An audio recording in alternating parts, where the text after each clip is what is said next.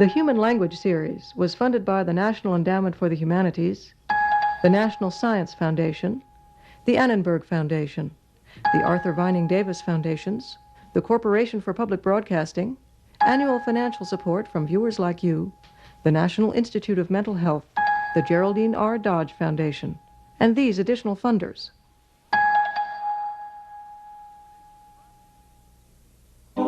This is part 3 in a series on the human language. Language is far and away the most human characteristic there is. The one institution that we don't share in any significant way with any other organism. And that's why to study language is to study human beings. Language and communication are really different things. We have a lot of ways of communicating that are not linguistic. It's an enormously mixed system of communication. And we do this with our eyebrows, our eyes getting wider, with our lips. Facial expressions, 5, body talk, 20, 25. communication inherited from our animal past, combined with speech into an elaborate mixed system. Just the movement of the arm, sometimes tells you whether it's going to be a curveball or fastball. The arm have to be in this position to throw a breaking ball, have to be in this position to throw a fastball.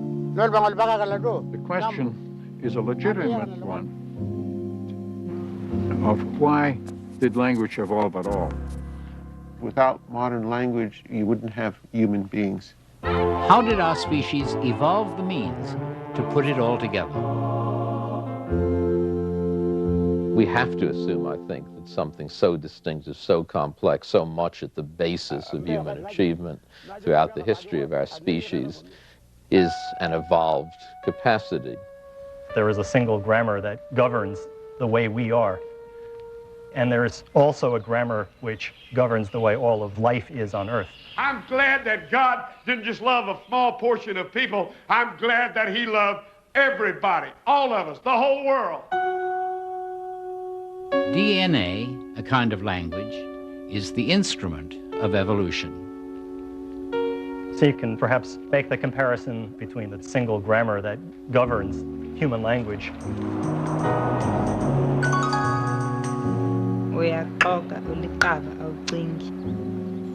and the single grammar that governs life on Earth.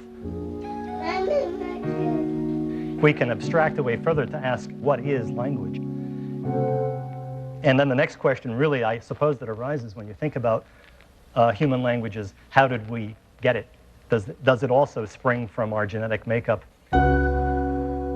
Or is it a construct that is the result of something else?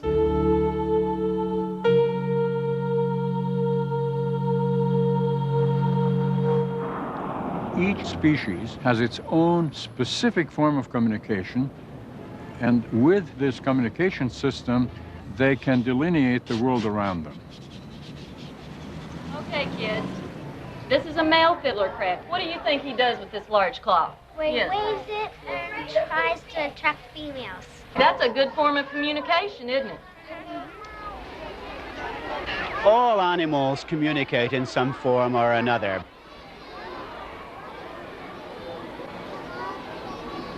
They have things to say to each other, whether by sound or sight or smell or some other means of communicating.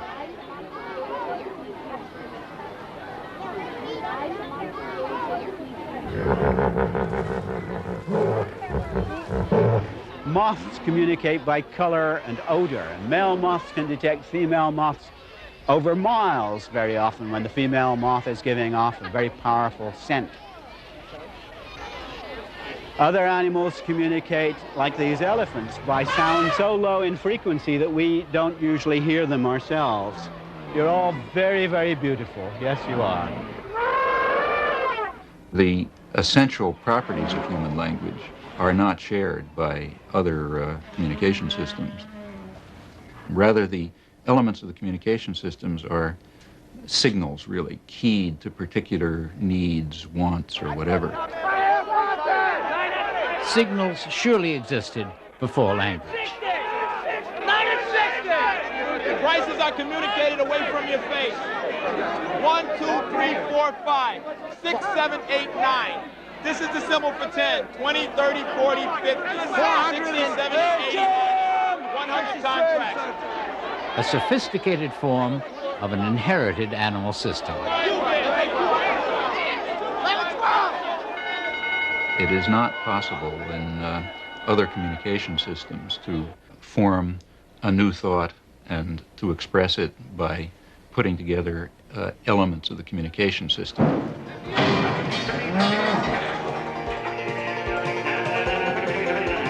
Quick thoughts, but not new ones.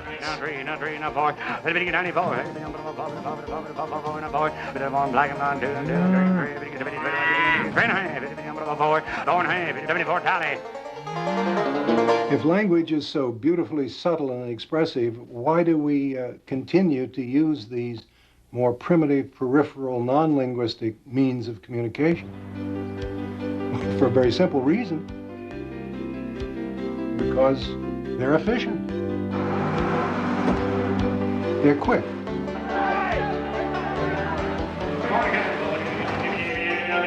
Hello. I haven't done anything yet, and all of a sudden, I hit the brill of my cap. I've hit the key or the indicator. Now I want to give the hit and run. 1, 2, 3.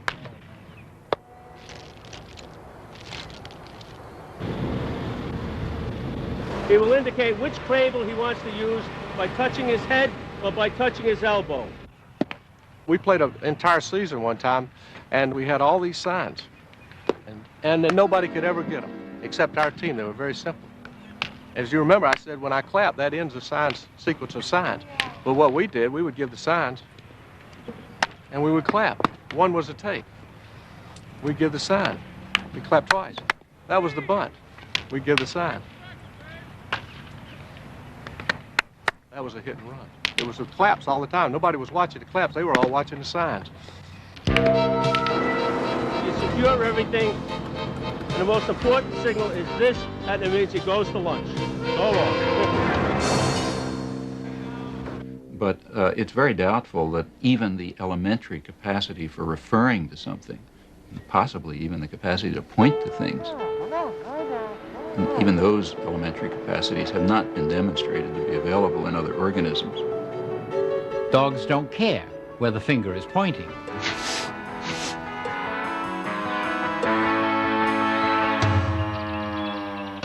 The traffic policeman on the corner can make the automobile drivers understand what he intends them to do, but the number of things he can make them understand is obviously very limited.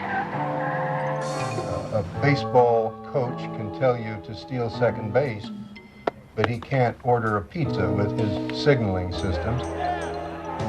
He can't talk about the past. He can't change his mind. But the number of ways in which we talk without words is astonishing. Nonverbal communication is the special province of sociolinguists, like Deborah Tannen. This is my laboratory. As a sociolinguist, I want to know how people use language in their everyday lives.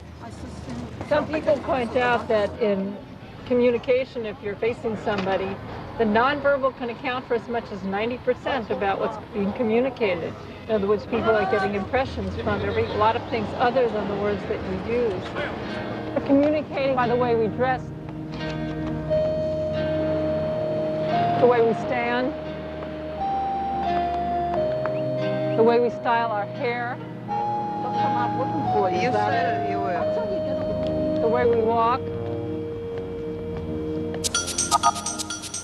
I'm interested in how language is used in social interaction, not like studying grammar or the history of language. It's everything about how you say what you mean.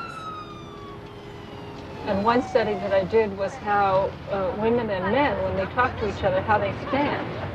What I noticed about the way these two men were talking is how they're not facing each other head on. What they're What they're doing is kind of standing side by side looking at the world. And that's exactly what I found in my research. Boys and men look at each other, but it's sideways. But if you see women talking, they're usually like this, facing directly.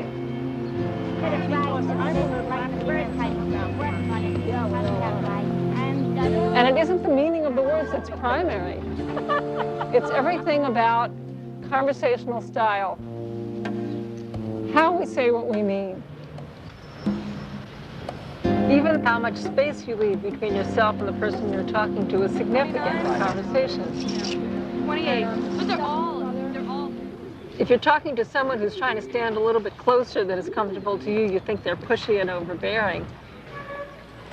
If you talk to someone who's trying to stand a little farther than you think is normal, then you think they're standoffish.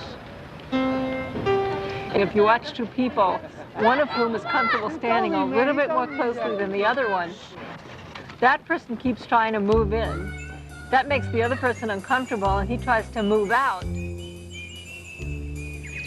And they will chase each other down the hall in that way until someone gets pinned to the wall. All the organs that we use for speaking have other functions too. My mother always told me not to talk with food in my mouth.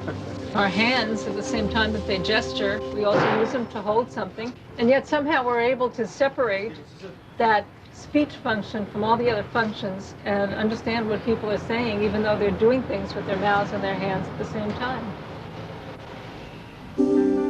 We seem to be extremely good at deciding which motions that a person makes are communicative, nods and this sort of thing, and which other ones are just ancillary gestures that don't mean anything at all as far as communication is concerned.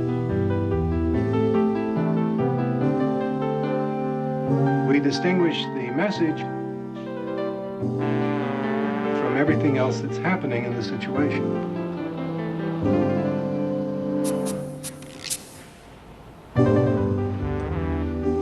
Some gestures seem to be universal, and others seem to be specific to a culture area or a language. For example, in Tlingit, the Indian language of Alaska that I work with, to say, come here, you go, ha-gu, ha-gu. And you can compare that with our English, come here, or with Japanese, kite kudasai.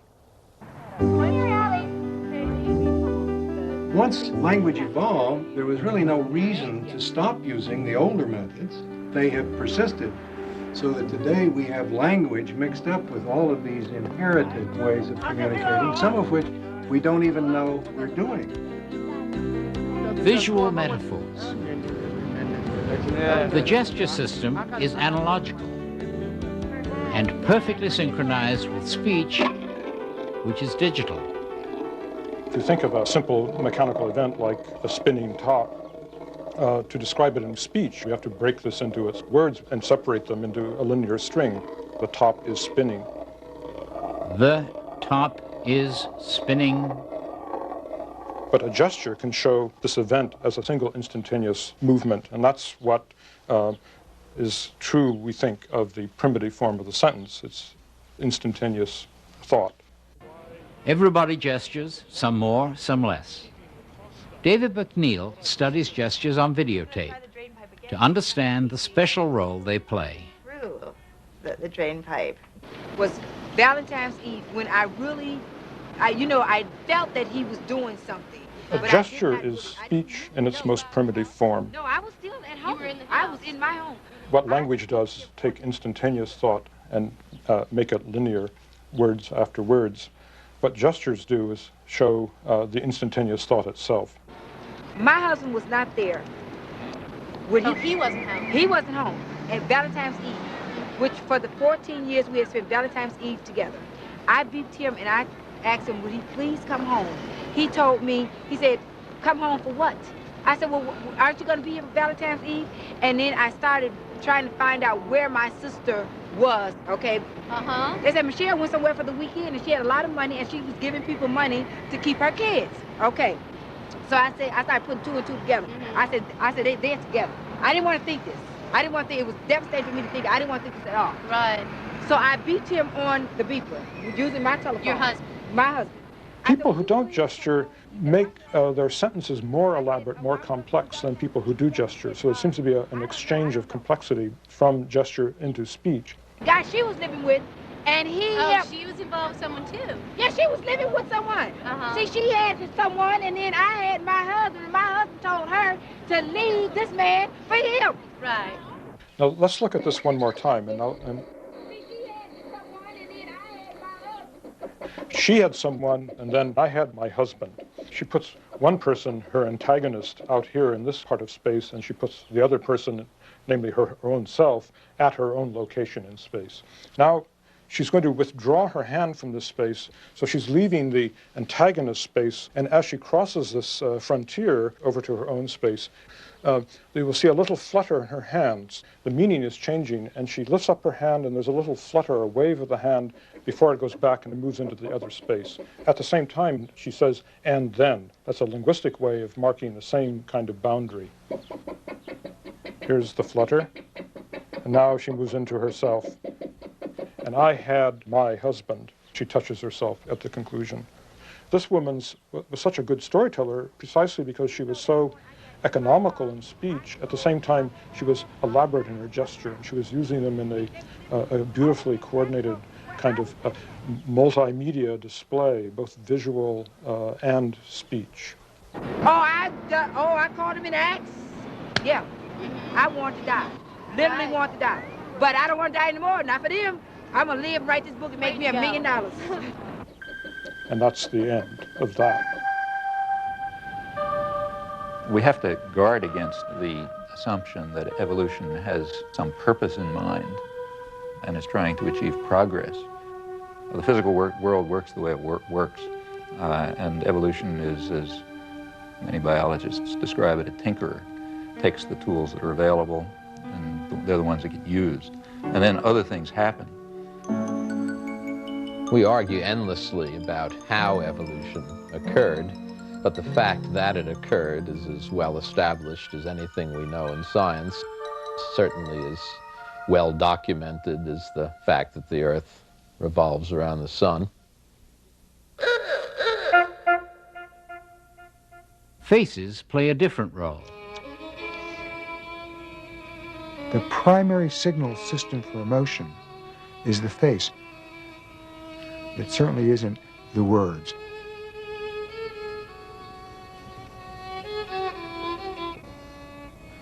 You can show on your face the feelings you're having, which you may be trying to put into words. Share.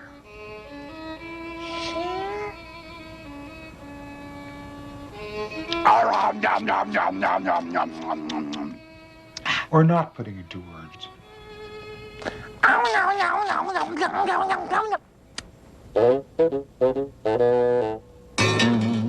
Facial expressions can occur without any words whatsoever.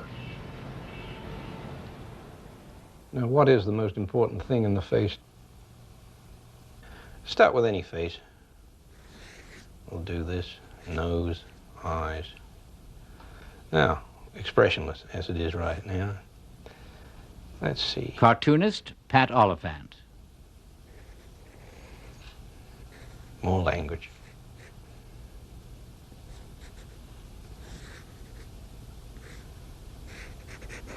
Anger. Hunched anger. What do we concentrate on with expression?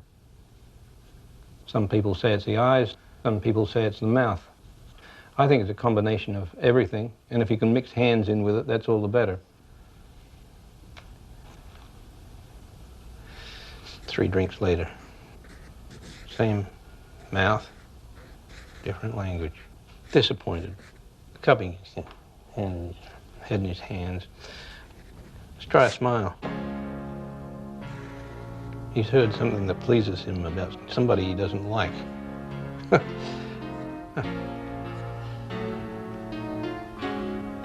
His mouth, definitely.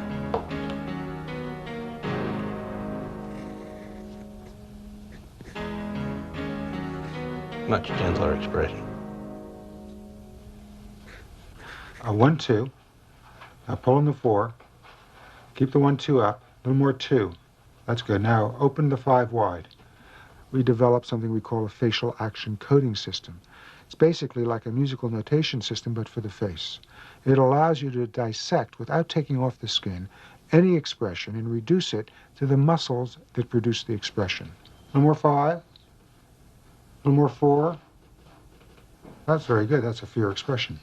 Using this, we learned the answer to such questions as how many different expressions can a human being make? More than 10,000. How many of those have anything to do with emotion? 2,000 to 3,000.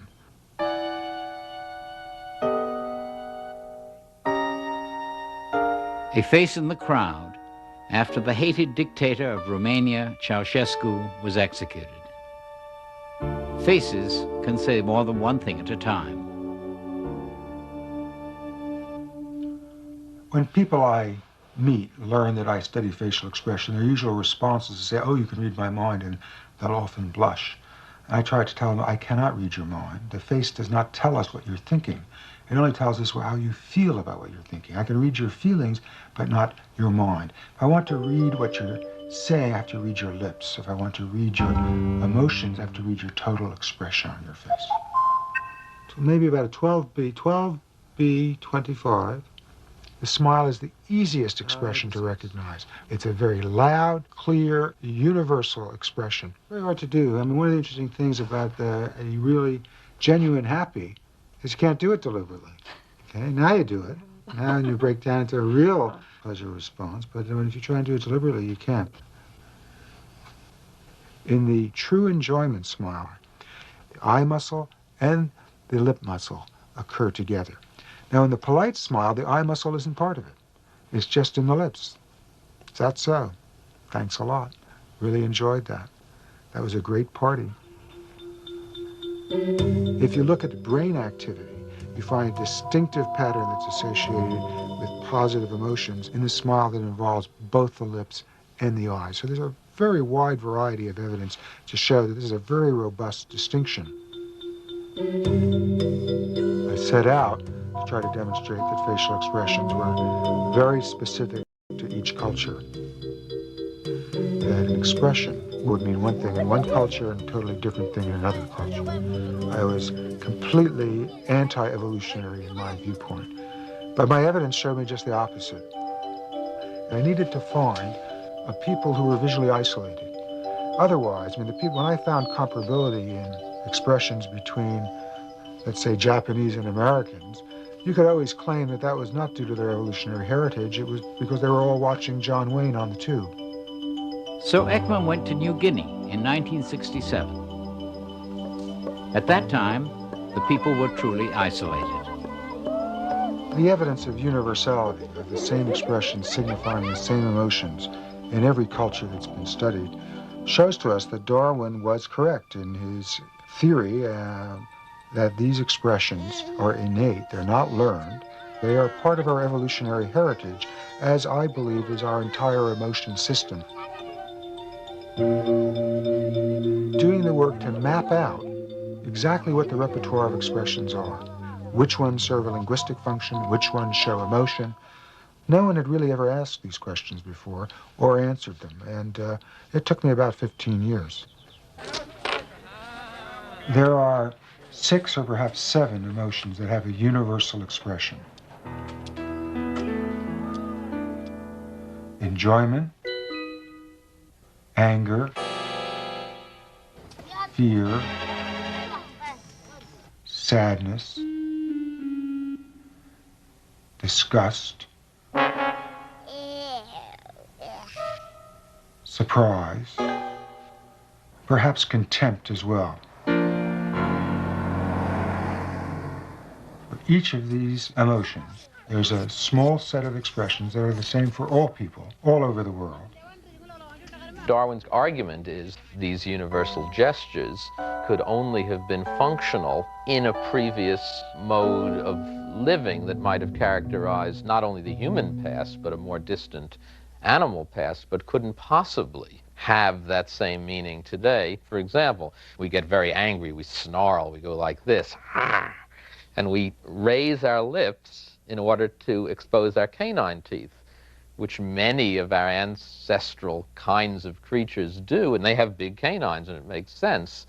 But we don't have big canines, so this can only be the retention of what was once an adaptive feature. Likewise, Darwin says when we get startled, we go like this. We rear back our hands to be ready to respond. We open our eyes as wide as we can. We open our mouth and breathe in so we can get signals of odor as well. Now, most dangers to which we're exposed today don't really require adaptively that kind of response. It's an old inherited reaction. You can tell whether someone's thinking from their face, but you can't tell what it is they're thinking. You may be able to tell how they feel about what they're thinking, but not the content of the thought. There's no way in body language that you can convey exactly 27 minutes and 13 seconds after 4 o'clock. For those things, you've got to have words. Honorificabilitudinitatis. We could gesture, roll over. But how are you going to gesture? I'd like you to roll over tomorrow. My dog rolled over yesterday. I'm imagining rolling over. A limitless number of ways that you could modulate that idea can be expressed verbally and really can't be expressed non-verbally. You can't even state a simple fact in gesture, like, I had eggs for breakfast. What biological event could have created this? Well, the biological event was the creation of grammar. Syntax, this extraordinary ability that we display in language to create an infinite number of sentences. It's my birthday. The ability to say in one moment, eat me, and a moment later to say me eat. Negative statements can only be made in terms of language. You can say that something will not take place, something is not going on, something did not happen. There's not a giraffe standing beside me. And to put it in another way, as Bertrand Russell once said, however eloquently your dog may bark, he can't tell you that his father was poor but honest. The biological event that must have happened to create speech was somehow the linking of sound and meaning. But think about it. No two things are more different from each other than sound and meaning.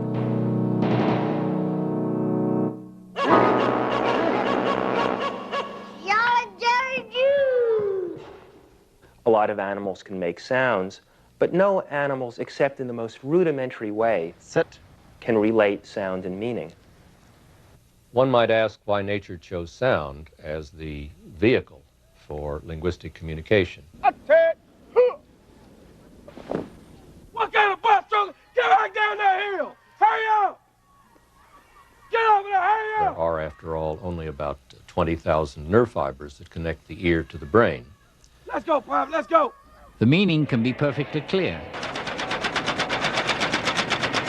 Words alone may not be.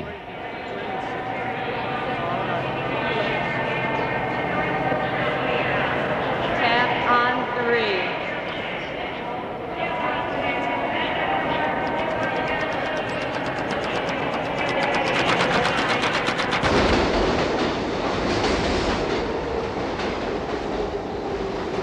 Often, our eyes would seem more useful than our ears. The ear, after all, is a much poorer organ than the eye. The ear is a narrower and shallower channel.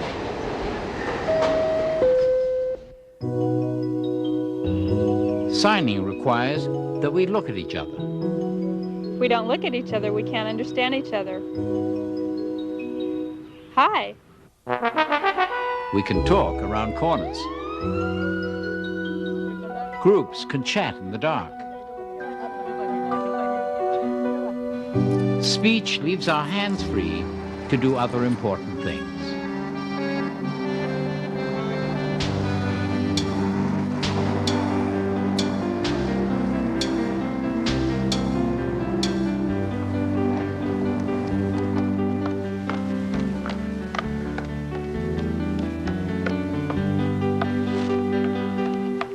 pretty amazing. Requires a lot of coordination. Almost as much coordination as you need to speak a human language. What's going on inside your mouth every time you talk requires at least as much coordination as that.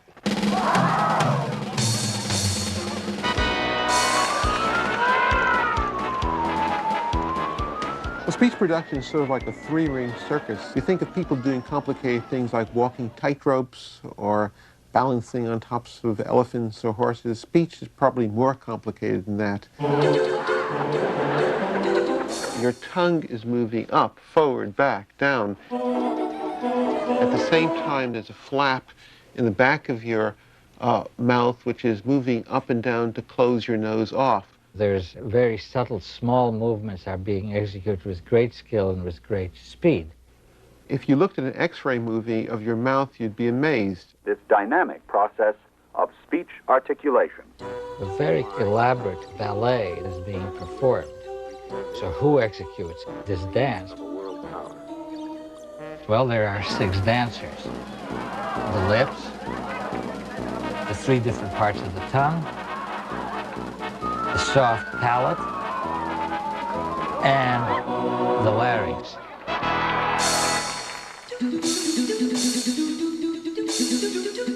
Your lips go in and out, and the size of the hole of your mouth has to be adjusted precisely to produce any vowel or consonant. Each of these 6 dancers is capable of performing, say, 4 different dances. If one dancer alone is active, well, then there'll be 4 different dances that you can choose from. If 2 of them are active, well, there'll be 4 times 4 different dances. And 6 dancers are capable of performing 4 to the 6th. If each dance were a sound, then the total repertory is of the order of, say, some 4,000. So that we come equipped into this world with some little subset of the universal possibilities which were given to us by the fact that we were born human. I don't see them. Everyone that I know says the same words, pronounces them the same way. And you just don't All the words that have ever been spoken by all the people who have ever lived have been formed out of a couple dozen of these curious linguistic objects we know as consonants and vowels. Katie does. Apple in my tea. A syllable is composed of a consonant-like element, B, D, G, a vowel-like element,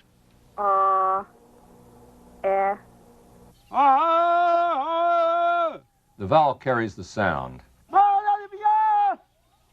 It can be sung, it can be shouted, it can be sustained. Now, without vowels, it's impossible to speak. And when people are shouting out from the hill down into the valley, it's the vowels that carry a really heavy load there. Any of us can make 50 possible vowels if we have been brought up in the right kind of place to do it. I can say vowels like E, E, E, E, E, E, E, A, O. I can go on doing this. U, U, E, E. I mean, take a language like Swedish. Swedish has all sorts of different vowels.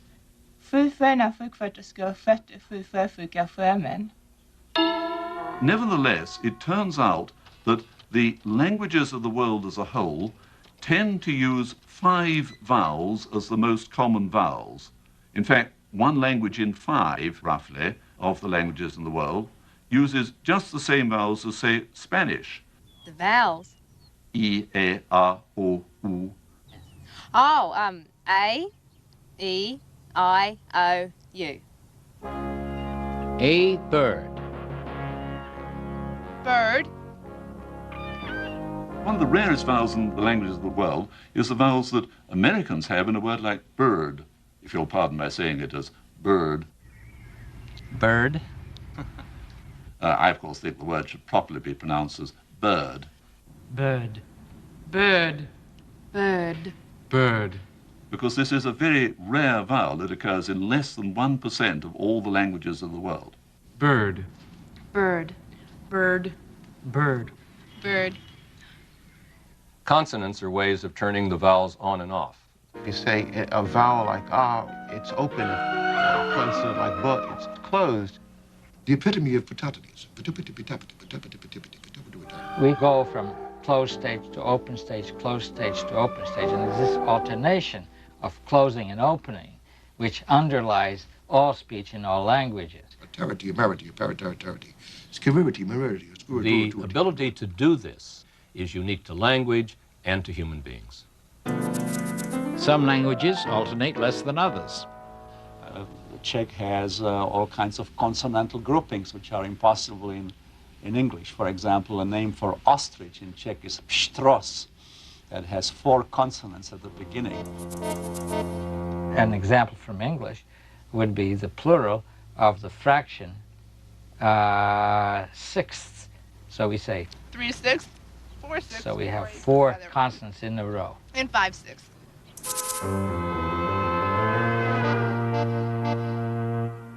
4/6, 5/6. I've had dental work today, so this area is numb. Pštros.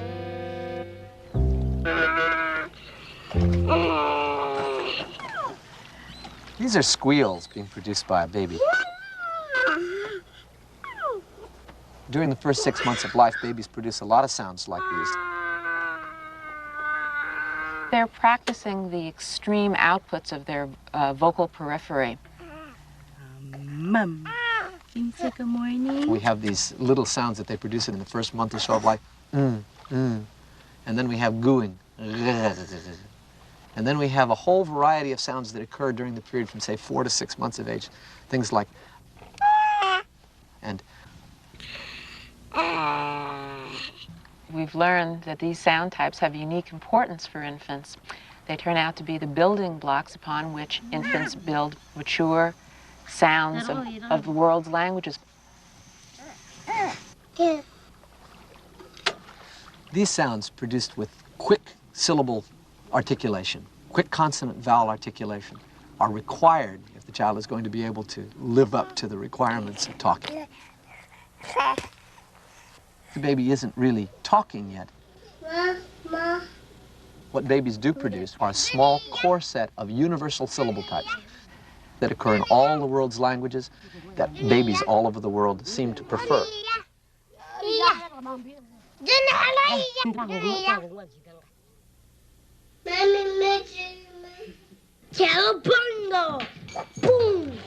Producing consonants and vowels and perceiving them is an aspect of our biology, a very fundamental aspect of our biology. If you don't produce syllables, you're not talking a natural language.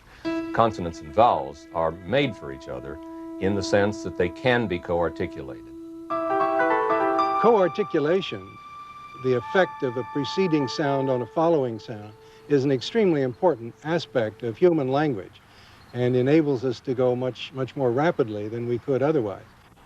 Live, love.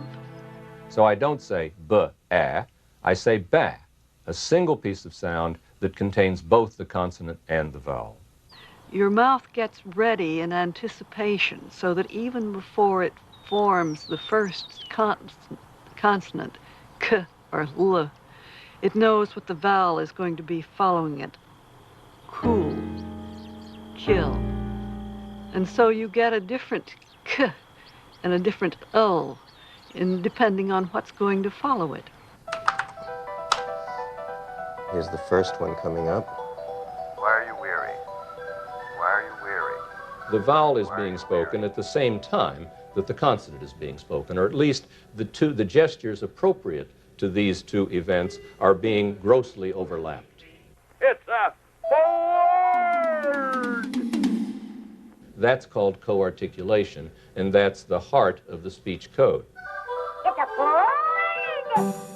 The primary advantage of human speech is its speed. The slow talkers of America. You can imagine that through the history of humanity, speed of communication has been a major factor in our survival. We can easily go at rates as high as 200 or 300 words a minute. Here in New York City, right? In New York. People can understand it at rates as high as 500 words a minute. How's the weather? How about those Yankees? I just got the proposal. I think the perfect way to proceed at this point, 10:30 a.m., would be for me to have my system duplicated, collated, translated, telegraphed, reciprocated, reiterated, and expurgated. Then I think with all due haste, my system should tabulate it, word process it, index it, file it, cross-reference it, computerize it, and make sure that every man, woman, and child in the United States gets a copy. To do this whole process, you also need a brain that can control all these complicated maneuvers. And it seemed probably evolved in concert with the vocal tract, because if you look at a chimpanzee, you find that the chimpanzee cannot produce any of these maneuvers for speech production. A very meager vocalization repertoire can be developed, and its utilization in speech has been a sore failure. No way. They just don't have the brain mechanisms to control this vocal apparatus. Well, we know that language is biological because there's parts of the brain that humans have that serve no function than to allow human language to take place. The two sides of the brain are specialized differently. The left hemisphere primarily for language processing, while the right hemisphere has its own set of specializations for visual spatial processing. It seems that the left hemisphere, for example, has an innate predisposition to language.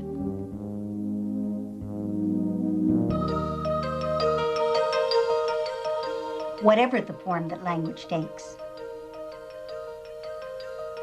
The important thing is that language is not mouth stuff, it's brain stuff.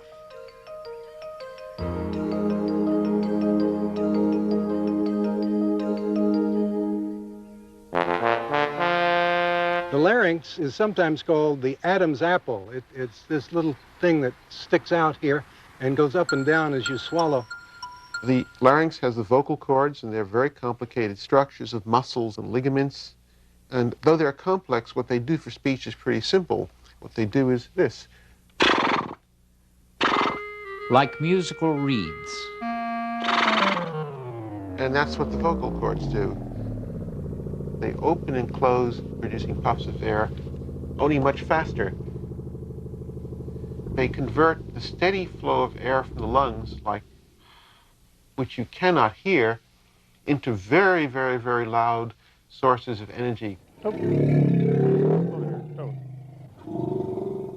And that's why animals have larynxes, because it gives you the ability to make loud sounds efficiently for communication. One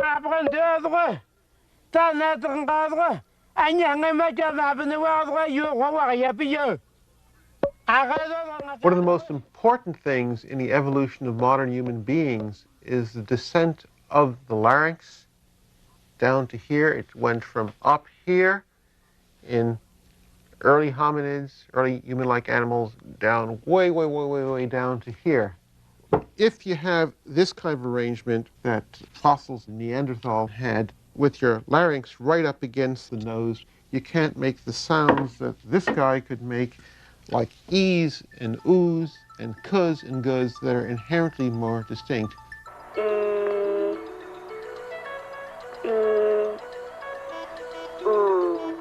E and oo are the sounds that only humans can make. Hi, bye. Say hi, something of this sort has a vowel E. Hi, bye. Hi, bye.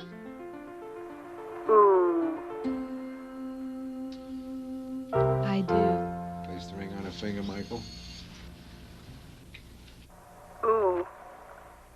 The descent of the larynx is not without great cost, so it must have been very important from an evolutionary point of view that the vocal tract have a larger space. Because for the first time, when the larynx descends, the young infant faces the possibility of choking on food. The vocal tract of a human infant is a little like that of a chimpanzee in the sense that the larynx is very high. The descent of the larynx occurs between months 2, 3, 4 of the first year of life. The very young infant can breathe and swallow at the same time. Once the larynx descends, this is no longer possible.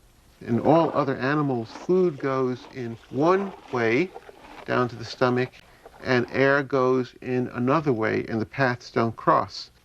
Find a belly button with my other hand, make a fist. Now I'm going to pull up towards her chin 6 to 8 times. 1 and 2. So with one common path for food and air down to the larynx allows us to speak, but it also causes a serious problem. 1 and 2 and 3 and 4, and out it comes. Okay? It lets food lodge in our larynx if we aren't really careful as we swallow. And once this happens, you choke to death. You're going to choke for me? Give me the international sign for choking. All right. What's the first thing you'd say to him? Are you choking? Good. Are you saying All right. So you come in and you stand behind him, 1 foot in front of the other. All right. Let's go. We're the only animals on Earth that need to do a Heimlich maneuver to avoid death. 6 to 8 times. 1 and 2, 3. Out it comes. Great. Why would you take a risk like that? The only reason I can imagine is that it gave you an enormous advantage over the other species that you were competing with to be able to make this wider variety of sounds. There are literally thousands of possible different speech sounds. Of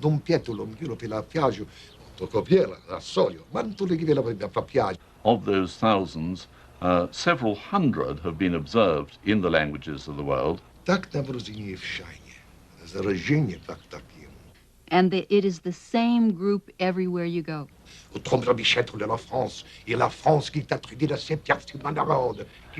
the average language only uses about 40 different sounds or something of that order. Each language picks a few sounds from the same small group of hundreds out of a possibility of thousands.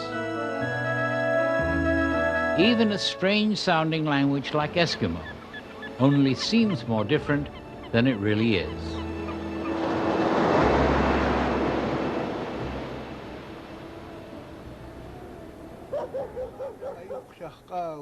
Tawad suko apuris kanang aman nakan apasok suko yugom lik suko ayok katawad.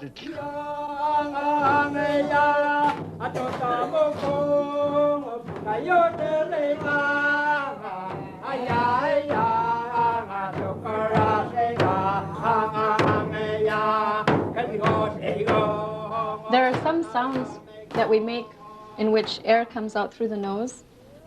Ma. Huh. Ma. Some of those sounds are actually in other languages, such as Welsh. Welsh has the sound which Eskimo has, and Russian has as well. So really, there aren't that many sounds which Eskimo does have that are totally unusual or foreign. Why, if there are all those different possible sounds, why do some of them never occur? Let's think of some of the things that never occur. For example, something that most people can do is you can whistle. You can go, but no language goes, e, ah, ooh. That just sort of doesn't occur as a possible language sound. There are lots of other things like that. I mean, most of us can go, blah, blah, blah, blah, blah, blah, blah, blah, blah. Again, that doesn't occur in languages. You can make all sorts of curious noises that don't occur. They just don't happen.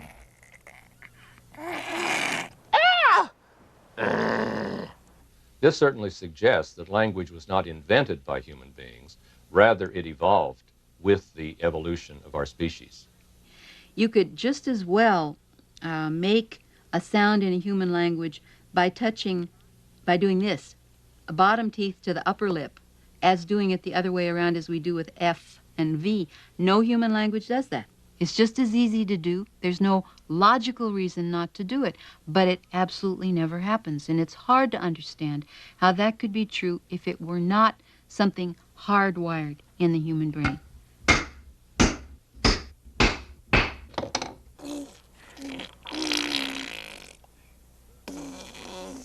The raspberry.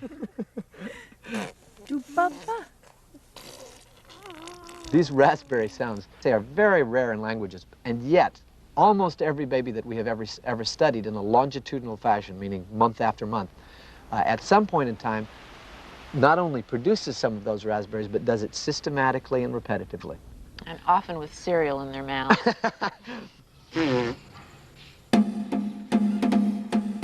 Unusual sounds do show up in some languages. In my language, which is Xhosa, we have 3 click sounds.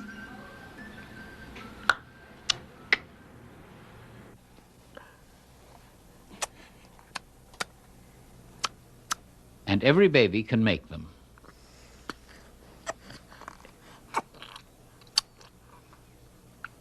Or when you get really upset, you say. Numbers of African languages use clicks. This is my friend Mazisi, who's a Zulu poet, and we're just trying to find out about the different click sounds. Can you give me a poem or something where you actually said those kind of sounds? Ngake ngambona ungqongqoshe engiqabula kuzo zonke izihlathi ngabe sengazi ukuba ngiyomcabanga njalo njalo. It just means I saw a great man who kissed me in all my 1,000 cheeks, and I knew then that I'll know him forever and ever. What made all this possible? Everything we call civilization. How did language begin? Nobody knows. An Australian town. Yet another version of the mysterious human language. Language is itself a living, independent kind of creature. It certainly wasn't made in the first place by any committee. It certainly is not governed by the scholars or by the academies or by anybody in any kind of government. It evolves and changes all by itself. And nobody really has a good explanation for what lies behind those changes. The real problem with the evolution of language is that we so often get caught in the adaptationist bias of the strict form of Darwinism, which claims that anything as important as language has to arise slowly and gradually, step by step, each step as an adaptive solution to an immediate environmental circumstance, each in continuity one with the next. And it's hard to imagine language evolving that way. Language is such a all or none phenomenon in humans. It has such a quirky and apparently universal structure. Well, it's almost unimaginable that humans invented language, any more than humans invented their circulatory system. Maybe it was the event that created the human species. It is the simplest hypothesis to say language evolved only once, and all languages today are descendants of this one proto-language. There's some speculation that there was one Eve about 200,000 years ago from whom all existing humans derived, and that some set of mutations or whatever had taken place at about that time that led to the original language of which all the existing languages are variations. That's possible, but it's by no means necessary. The brain evolves for some cognitive benefit of larger size, and it may be a very complex set of cognitive benefits, but it probably wasn't language. And then by virtue of its size, it's capable of doing all sorts of things that have nothing to do with the original reason for the increase. It could have been that when the brain reached a certain level of complexity, it simply automatically had certain properties, because that's what happens when you pack 10 to the 10th neurons into something the size of a basketball under the particular conditions of human physiology that had then been reached. My own estimate is that language, human languages of the sort that we would recognize, are probably 100,000 years old. And the brain continued to evolve after these linguistic events began to take place, so that they are a part of the brain, and the human brain would simply not function properly without those components. That there could have been multiple sources of language, and nevertheless they would still look very much alike, because they're all being created by the same minds. Ngake ngambona ungqongqoshe engiqabula kuzo zonke izihlathi ezinkulungwane. Ngabe sengimcabanga, ngabe sengimfihla engqondweni, ngabe sengazi ngiyakumphupha njalo njalo, ngimphuphe buya ngimphuphe hamba ngimphuphe nasekugcineni kokugcina.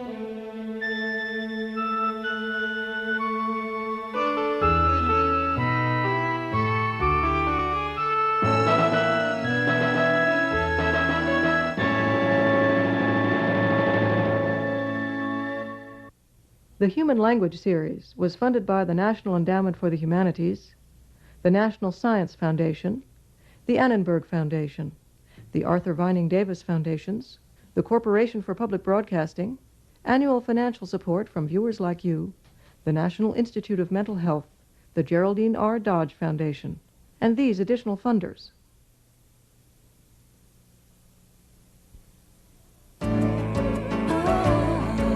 This is PBS.